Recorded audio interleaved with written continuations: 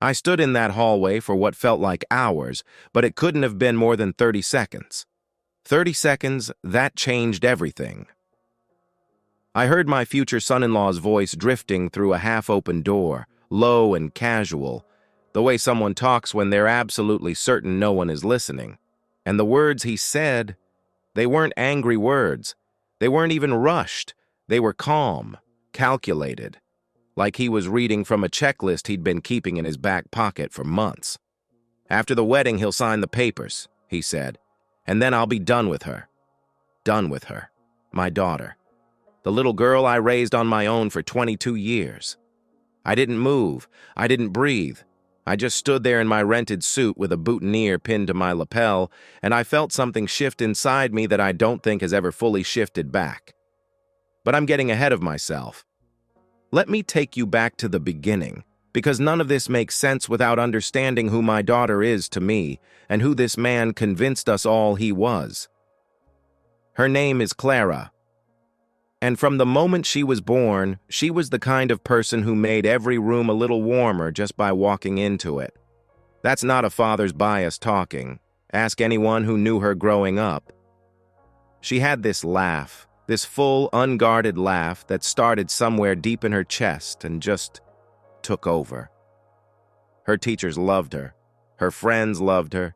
Even strangers in grocery stores would end up talking to her for 20 minutes about their grandchildren or their garden or their old dog. Clara had that gift. She made people feel seen. Her mother left when Clara was 4 years old. I won't get into all the details of that because that's a whole other story and it's not mine alone to tell.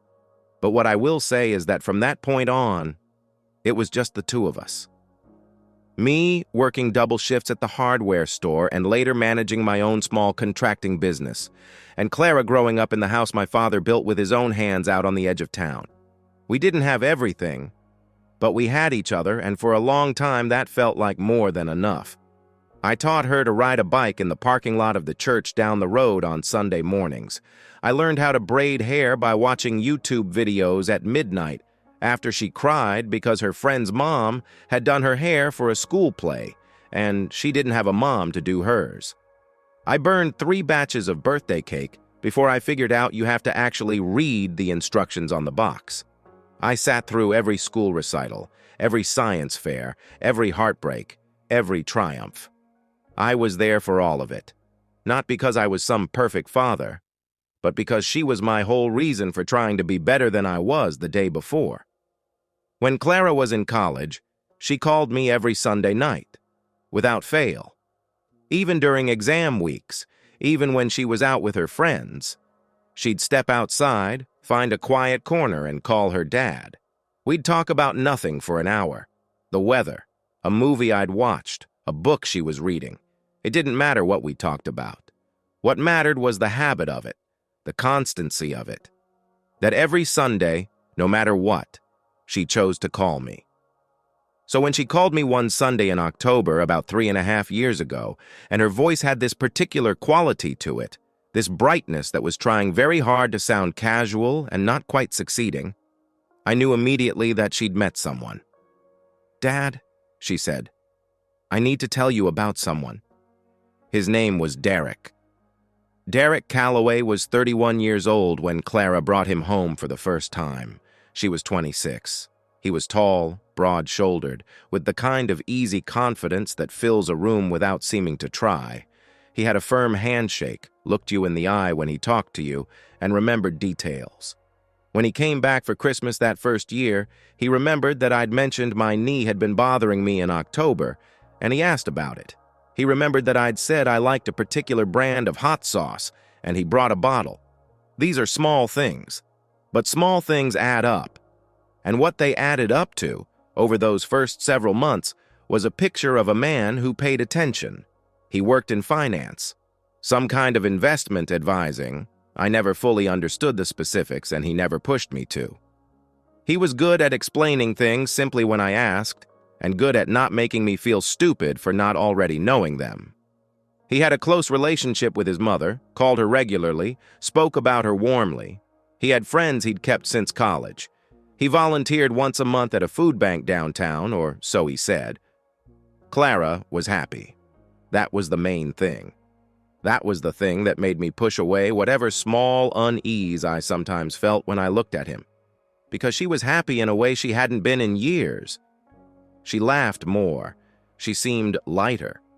She called me on Sundays and talked about him with this quiet joy, not giddy, not infatuated, but settled. Like she'd found something she'd been looking for without knowing she was looking. I liked him. I genuinely liked him. Or I liked the version of him he showed me. Looking back now, I can identify certain moments, certain things that, at the time, I filed away as nothing, as my own suspicion or my own overprotective fatherly instincts, but which, in hindsight, were more like signals I chose not to read. There was the time, about a year into their relationship, when I mentioned casually that I'd finally gotten the paperwork sorted on my father's property. The land the house was built on, a few additional acres that had been tied up in an old family estate issue for years. It wasn't enormous, but it was paid-off land in an area that had started to grow, and it had real value. Derek's eyes sharpened when I mentioned it, just for a fraction of a second. And then the warmth came back, and he said something genuinely kind and moved on.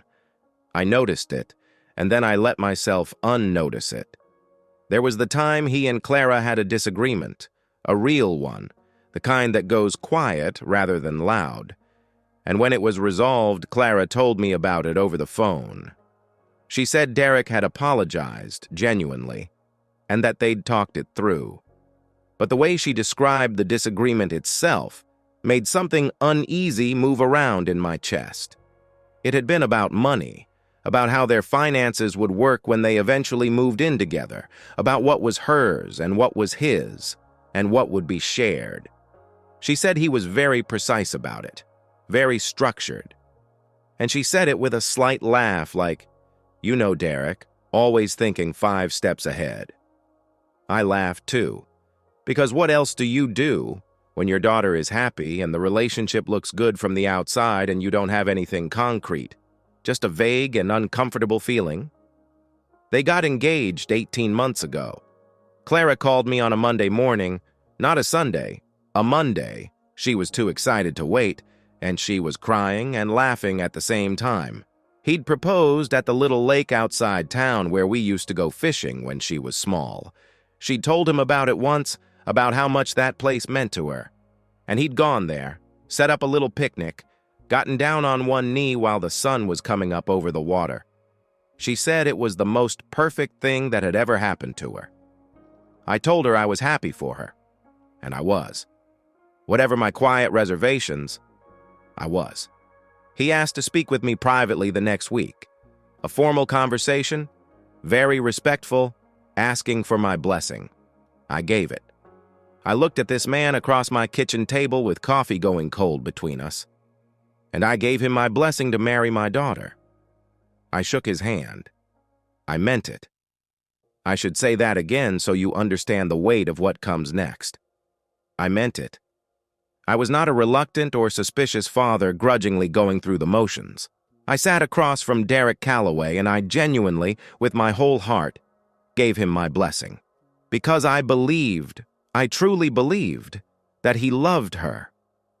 The next 18 months were consumed by wedding planning in the way that wedding planning always seems to consume everything around it. Clara threw herself into it with joy. She found a venue, a beautiful old converted barn about 40 minutes outside the city. She picked flowers that she described to me in lengthy, enthusiastic detail that I tried very hard to keep track of. She found a dress. She called me from the bridal shop, voice shaking, to describe how it felt to put it on. And I sat in my truck in the parking lot of the hardware store and cried a little and hoped none of my guys saw me through the window. I was paying for a significant portion of the wedding. This had been agreed on early. Not because Clara couldn't contribute. She had a good job. She was a graphic designer with her own small clients. But because I wanted to. Because I had been putting money aside for this since she was small. A little envelope in my sock drawer that became a savings account, that became something I was genuinely proud of, my contribution to the day she'd always dreamed of. Derek's family was contributing as well. His parents were comfortable, upper-middle class, pleasant people who I met several times over the course of the engagement. His father was quiet and measured. His mother was warm and slightly performative about that warmth, if you know what I mean. The kind of warm that wants to make sure you've noticed it. But they were good people, as far as I could tell. Decent people who raised a son who had hidden his real self behind a very convincing mask. 3 weeks before the wedding, I had the paperwork drawn up. This was at Clara's request, actually. Not Derek's, I want to be clear about that. She'd talked to a friend who had gone through a difficult divorce, and the friend had encouraged her to think about a prenuptial agreement. Clara, being practical and unsentimental about logistics, even while being deeply sentimental about everything else, brought it up with Derek herself. He agreed. He said he thought it was smart. He said he had nothing to hide. The prenup was simple. What was mine stayed mine. What was hers stayed hers. Any property I signed over to either of them in the future would have clearly defined terms. My attorney drew it up. Both sides reviewed it. Everything seemed straightforward. What I didn't know, what I couldn't have known from inside the process, was that Derek had already consulted a separate attorney about the property. My attorney told me this afterward, during a very unpleasant phone call the week after the wedding. Derek had been asking quiet questions about transfer of deed, about spousal inheritance rights, about what would happen to property in the event of an early death, mine, before or after the papers were signed. My attorney said it was the kind of inquiry that could be innocent or could be the opposite of innocent, and that he'd chosen to believe it was innocent at the time. But I'm getting ahead of myself again. On the morning of the wedding, I didn't know any of that yet. Before I go any further, I just want to pause here for a second. If you're finding this story gripping, if it's keeping you in your seat, please consider subscribing to this channel and leaving a like. It genuinely helps more people find these stories. It helps keep this space going. And then we're getting right back to that hallway. Because trust me, what happens next is something I still think about every single day. The morning of the wedding was beautiful in that particular way that October mornings can be in the part of the country where we live. Sharp air, golden light, everything just slightly too bright to look at directly.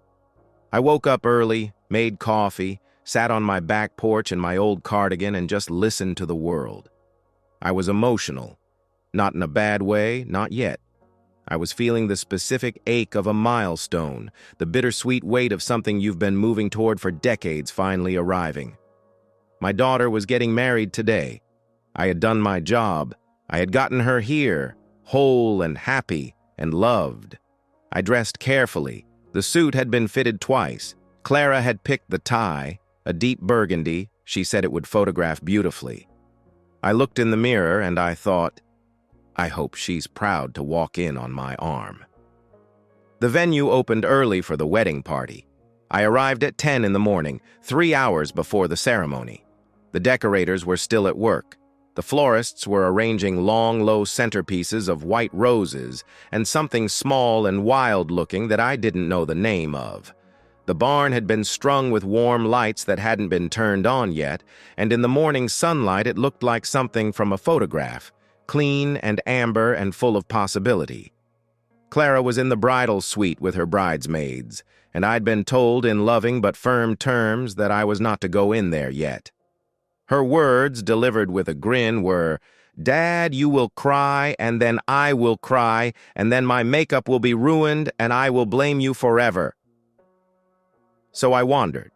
I walked the perimeter of the venue, talked to the caterers, shook hands with Derek's father when he arrived, made small talk with the officiant, a gentlewoman named Patricia, who had done 2 of my cousin's weddings and remembered me from both. At about 11:30, I went looking for a quiet place to collect myself. There was a short corridor off the main hall that led to a back office, the venue manager's office usually, but it was empty that morning. I was heading toward it because someone had mentioned there was a water dispenser around that corner and my mouth was dry from nerves. I was maybe 15 feet from the half-open door of a small side room. A storage room of some kind, I later realized, where some of the rental equipment was stacked when I heard Derek's voice. He was on the phone, or I assumed he was on the phone, because I never heard another voice, just his, and the tone was different. Not the warm, measured Derek that Clara's family knew. This voice was flat, efficient, the voice of a man alone with his real self. I stopped walking. I'm not entirely sure why I stopped. Some instinct. Some low animal thing that had been waiting at the back of my mind for 2.5 years. No, it's fine. Everything's on schedule. A pause. No, he's already agreed to the terms. He'll sign today after the ceremony. I've made sure he's comfortable with it. Another pause. Shorter. And then, once the paperwork goes through, I won't need to keep up the act.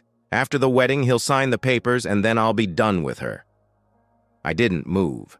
I stood in that corridor, in my burgundy tie and my fitted suit, with the sound of florists arranging centerpieces somewhere behind me, and I felt the floor shift. Done with her. He said it so simply. Not with cruelty, not with anger. Just with the flatness of someone crossing a task off a list. Done with her. My daughter, who had described the way he proposed as the most perfect thing that had ever happened to her. My daughter, who had spent 18 months planning every detail of this day with love and care and hope. Done with her. The call ended. I heard him move around in the storage room. I stepped back, around a corner, and I pressed my back against the wall and I breathed. My first feeling, and I want to be honest about this because the emotion of it matters, was not anger. My first feeling was grief. Pure, hollow grief, the kind that opens up in your chest like a door to a cold room. Because in that moment, I wasn't thinking about revenge. I was thinking about Clara, about her laugh, about the way she'd sounded on the phone from the bridal suite that morning. Already emotional, already happy. About the dress, about the envelope in my sock drawer that I'd been feeding for 20 years. And then, underneath the grief, something hardened. I walked to the water dispenser. I filled a paper cup. I drank it very slowly. And I started thinking. The first thing I told myself, and I mean this, because I know myself, and I know how hot I can run when the people I love are threatened, was do not act until you understand exactly what you heard. Because what I heard was a fragment, a single side of a phone call. No context around it. Could it mean something else? I ran it through my mind. Done with her. After the wedding, the papers. I tried to find a way to make those words mean something innocent. A business arrangement involving both of them. A project. Something with their apartment, their finances. I tried. I genuinely tried to find another explanation because the alternative was that my daughter's wedding day was a transaction. That the man she was about to marry had planned, from some point I couldn't yet identify, to use this marriage for access to something. Money, property, the land my father built on, and then leave. The more I turned it over, the more the small moments I'd filed away over 2.5 years came back to me. The flash in Derek's eyes when I mentioned the property. Clara's description of their argument about finances. His interest in the prenuptial agreement. His agreement so smooth, so immediate. His separate consultation with an attorney. I hadn't known about that last one yet, but I sensed something in that shape. I sensed that the picture being built around me had more pieces than I'd been allowed to see. Here is what I did not do. I did not walk into that storage room and confront him. I did not go find Clara and tell her what I'd heard. I did not call anyone in my family and start a panic. Every fiber of my body wanted to do at least one of those things, but I held very still because I understood, with a cold and deliberate clarity, that if I moved too fast, I would only hand Derek the narrative. He would deny it. He would say I misheard, or that I was overprotective, or that I had never really liked him. And Clara, in her happiness, might choose to believe that, might need to believe it, at least for a while. I needed to know more, and I needed to move carefully. I found a quiet corner near the back of the venue, and I called my attorney. Not about the wedding, I told his receptionist. It was important. He called me back within 15 minutes. I told him, in a very low voice, standing with my face turned toward the wall, exactly what I had heard. I told him about Derek's earlier inquiry into the property. My attorney was quiet for a long moment, and then he said, "Don't sign anything today. Not during the ceremony, not at the reception. Nothing. Tell the officiant there's a delay on documentation, and come see me Monday." He also said something else. He said, "The prenuptial agreement you both signed last month.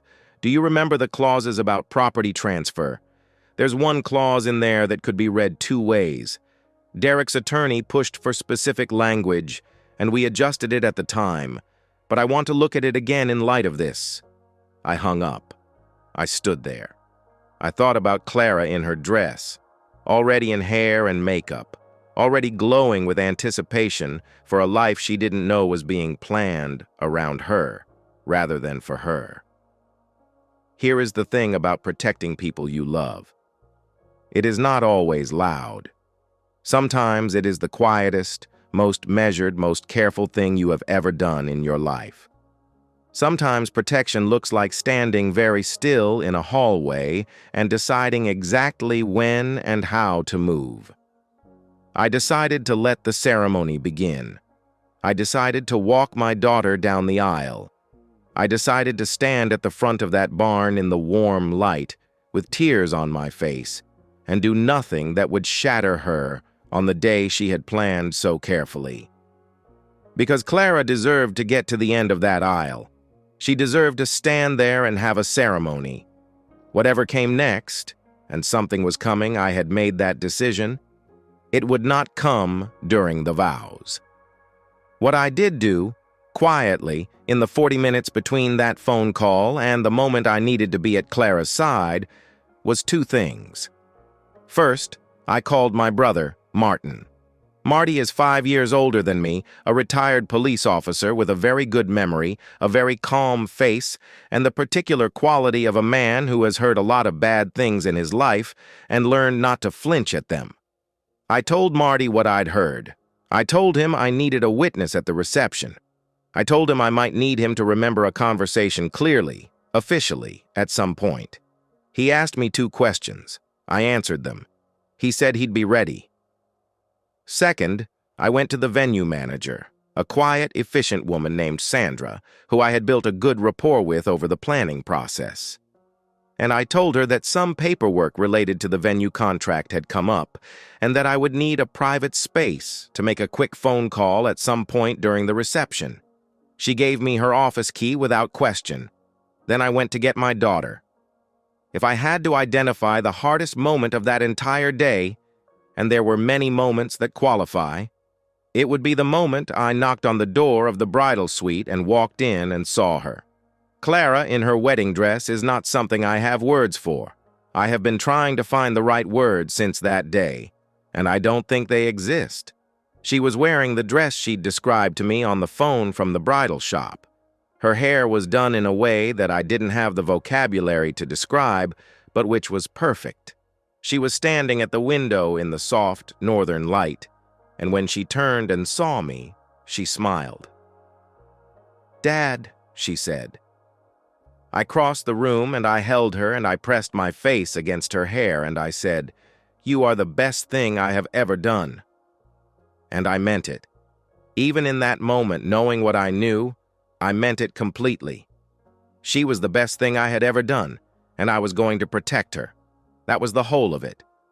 She looked at my face when I pulled back, and she tilted her head slightly the way she has done since she was small, and she said, "You okay?"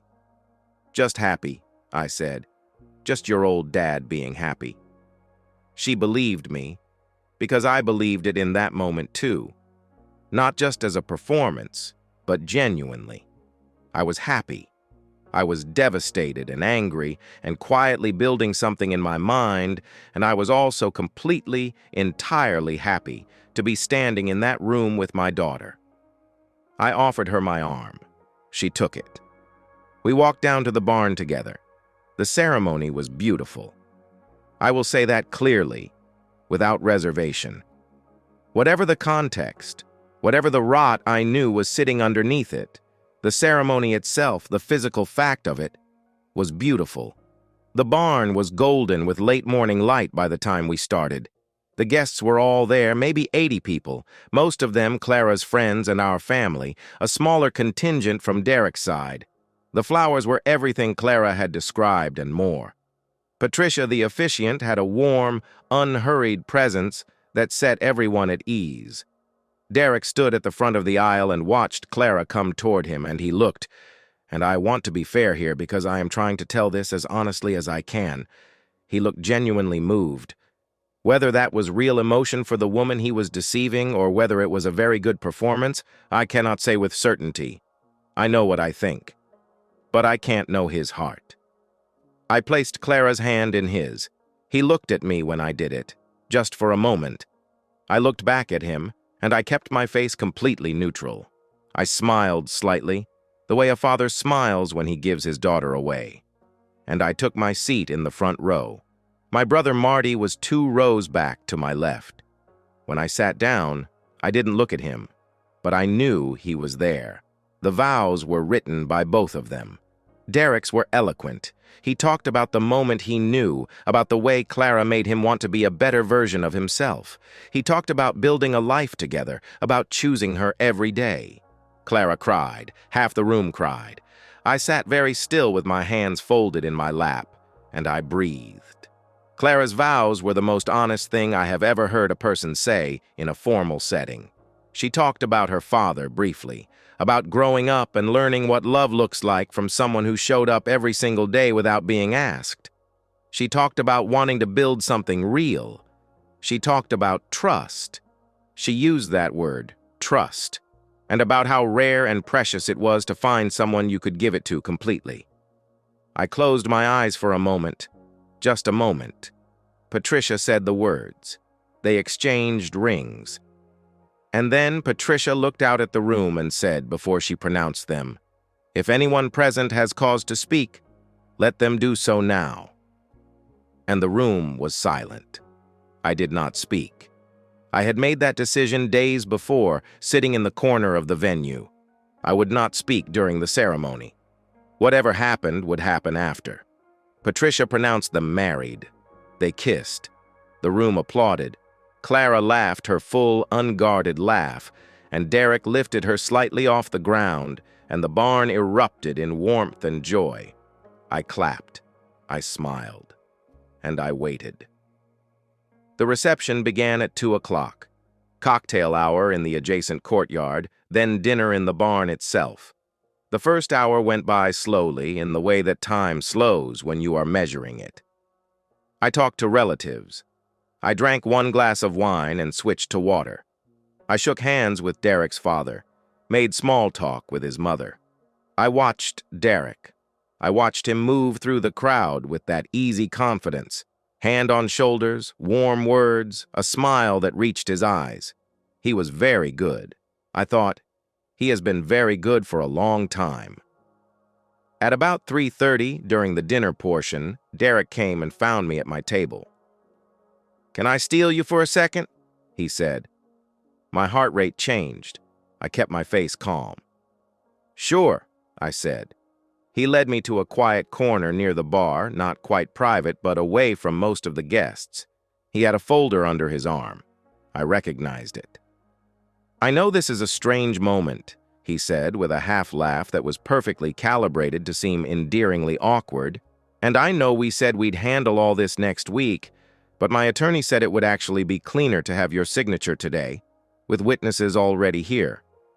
He opened the folder. "It's just the property addendum, the same terms we discussed. It basically just formalizes the arrangement going forward." I looked at the document. I looked at him. I said, "Let me read it over." He smiled easily. Of course. Take your time. I took the document and I walked, slowly, without urgency, toward Sandra's office. I had the key in my jacket pocket. I unlocked the door, went inside, closed the door behind me. I called my attorney. I described the document to him in detail. He listened, and then he said, "Do not sign it. The language in Section 4 is not what we agreed to. It's subtle, but it would effectively transfer certain rights over the property in the event of your incapacitation or death before Clara's. This is not a standard addendum. Someone changed the language." I sat with that for a moment. Then I said, "I need 15 minutes. I called Marty. I told him where I was. I told him it was time.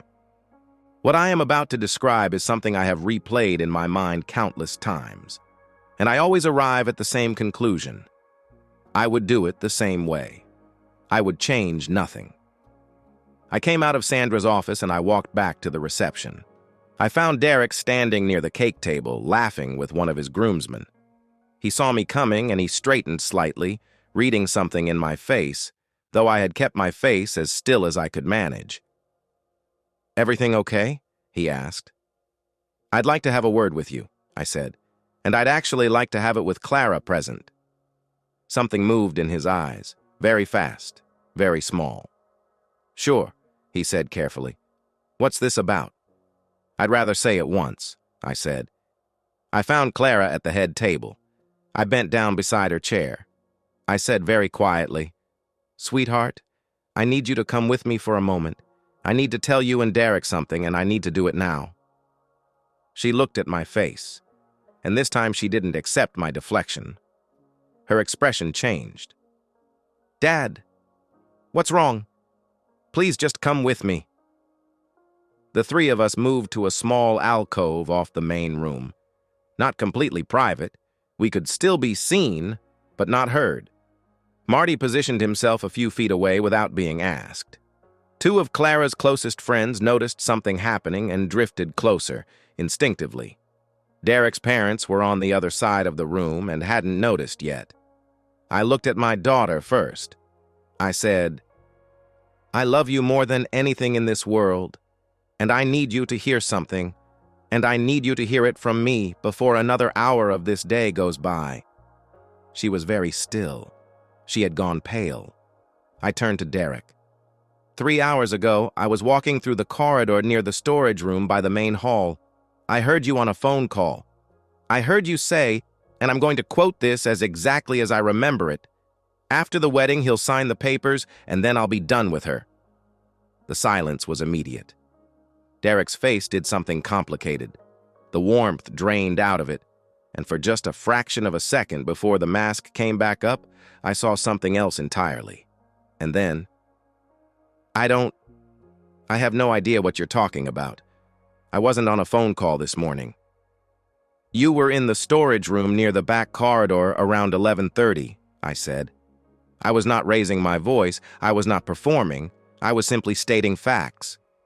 You were on a call. You said those words. Dad. Clara's voice was very quiet. "I know how this sounds," I said. "I know how it sounds. That's why I didn't come to you the moment I heard it. That's why I called my attorney instead, and why I had the addendum you just asked me to sign reviewed while you waited." I reached into my jacket pocket. My attorney confirmed that the language in Section 4 of this addendum is not what we agreed to in the prenuptial negotiations. It contains language that would benefit you specifically in the event of my incapacitation or early death. And he also told me that prior to our wedding negotiations, you separately consulted an attorney about transfer of deed and inheritance rights connected to my property. The silence had grown. Marty had taken half a step forward. Clara was not looking at me anymore. She was looking at Derek. "Clara," Derek said. His voice had changed. The ease was gone. Your father is misunderstanding something. There was a legitimate reason for those consultations." "Tell me what the reason was," she said. And here is the thing that I carry with me from that moment. My daughter's voice was calm, frightening calm. the kind of calm that I recognized because I had raised it. It was the calm of someone who has suspected something for a long time, who has been paying a different kind of attention than the people around them realized, and who is now watching the last piece fall into place. "Tell me," she said again. He didn't answer. Not immediately.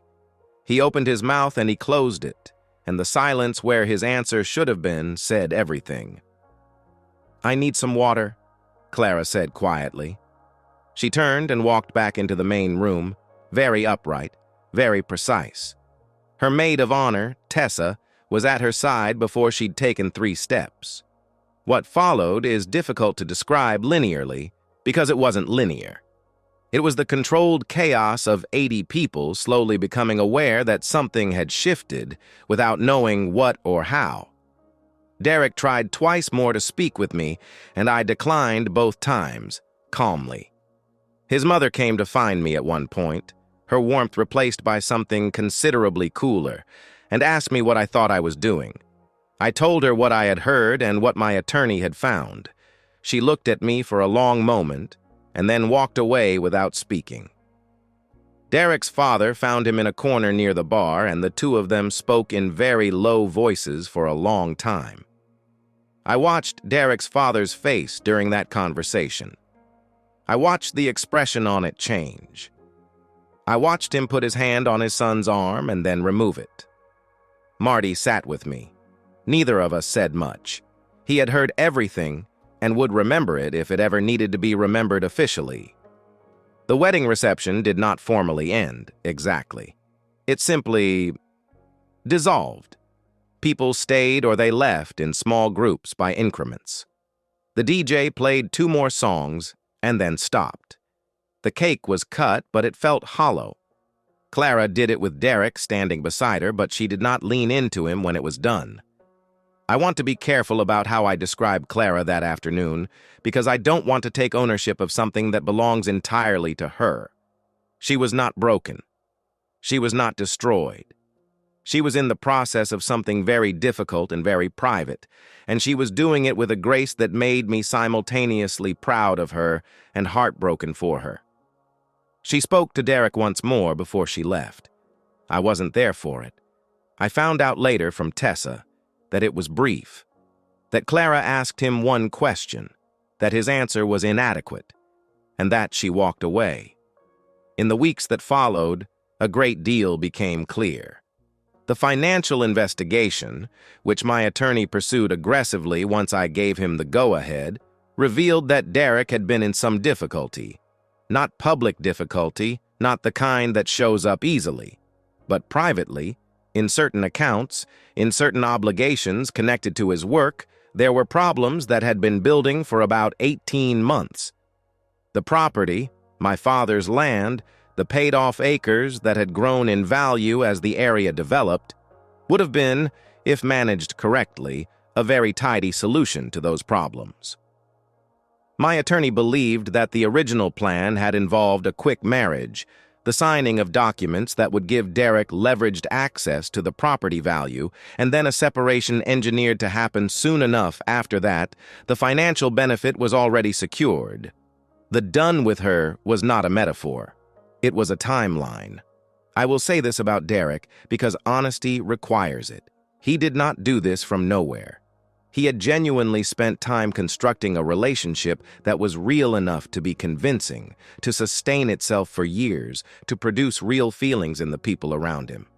I don't know with certainty what he felt for Clara. I don't know whether any part of it was real. I know what he did, and I know what he planned, and I know that those facts matter enormously. But I also know that the human heart is rarely as simple as a villain in a story, and I am not interested in making this simpler than it is.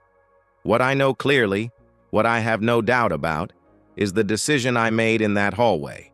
I am sure of it. I would make it again. Clara took the annulment through without drama.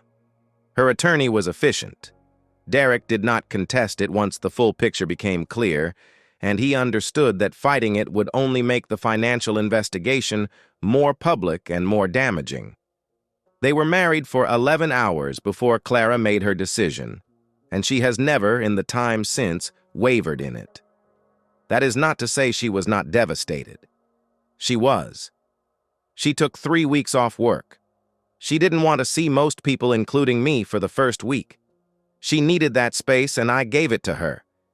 When she finally called me, on a Sunday night, because some habits are deeper than heartbreak, she cried for about 20 minutes before she could put words together. And then she said, "I need to know. Did you feel it before? Before that morning?" I thought about the flash in Derek's eyes the first time I mentioned the property. I thought about the tight quality of her voice when she described the argument about money. I thought about the smoothness of his agreement to the prenup. "I felt something," I said, "but something isn't the same as knowing." She was quiet for a while. Then, "I think I felt it too. I kept talking myself out of it." "That's not a flaw," I said. "That's hope. And hope isn't wrong." We talked for a long time that night. Not about Derek, mostly. About other things. About what she wanted next, about the trip she'd always wanted to take to Portugal, about whether she might try taking on larger clients for her design work. Small things. The things that are underneath everything important. She has been, in the year and a half since, more herself than I have seen her in a long time. That sounds like a strange thing to say, but she would agree with it. There's a directness in her now, a clarity that sits underneath the warmth rather than competing with it. She knows herself better. That knowledge cost her something real, and I am sorry for that cost, but I have watched her carry it, and I am not sorry about who she has become. Do I regret how it happened? I have asked myself this question more times than I can count. I regret that he was who he was. I regret that Clara gave 2.5 years of real love to a plan. I regret every moment she was happy with a happiness built on something false. Those are the things I regret. The decision I made in that hallway, the choice to stand still, to gather information, to act at the right moment in the right way, that I don't regret. Not for a single morning since. Because the alternative was to let it happen, to sign the papers, to smile at a reception and wave them off to a honeymoon and wait for the phone call I would have eventually received. That alternative is the one I could not live with. A father's job is not to stand between his child and all pain. It is to equip them, to witness them, and when the moment truly demands it, to step in. I stepped in. I'm an ordinary person. I don't have a dramatic story most days. I make coffee in the morning and I check on my guys at the job sites, and I watch television in the evenings, and I call my daughter on Sundays. That's my life, and it is a good one. But I stood in that hallway, and I made a choice, and I am glad I made it. I hope, if you are ever standing in your own version of that hallway, wherever it is, whatever form it takes, that you trust the quiet thing that stops you, the instinct, the something that knows before you have the words for it. Don't act too fast. Don't act too slow. Gather what you need. Love the people who need you, and then move. If this story meant something to you, if it made you feel something, think something, or just kept you company for a little while, I'd be grateful if you'd leave a like and subscribe. It genuinely helps these stories find the people who need them. Thank you for being here and for listening all the way to the end. It means more than you know.